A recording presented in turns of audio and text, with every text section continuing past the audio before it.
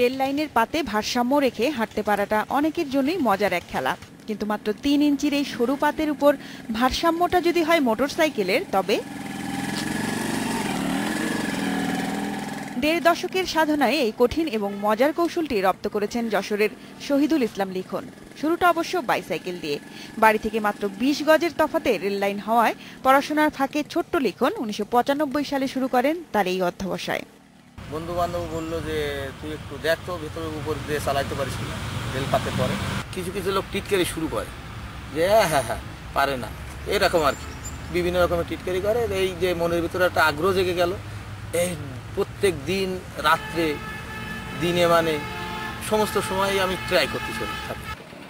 সকাল বিকাল প্রায় 4 ঘন্টা অনুশীলনের মধ্য দিয়ে মোটরসাইকেলকে রেলপাতের বন্ধু বানিয়ে ফেলেন তিনি। গতিটাও কিন্তু একেবারে কম নয়, ঘন্টায় 25 কিলোমিটার। যশোর সরকারি MM কলেজে পড়ি, ওখান থেকে মোটরসাইকেল কিনলাম, মোটরসাইকেল চালানো শুরু করি। মোটরসাইকেল চালাতে আমি 2004 সাল নাগাদ আমি মোটরসাইকেল 1 কিলো 1.5 কিলো পর্যন্ত চালাতে পারি। লিখনের এই নৈপুণ্যে মুগ্ধ এলাকাবাসীও অনুপ্রেরণা পান তার কাছ থেকে।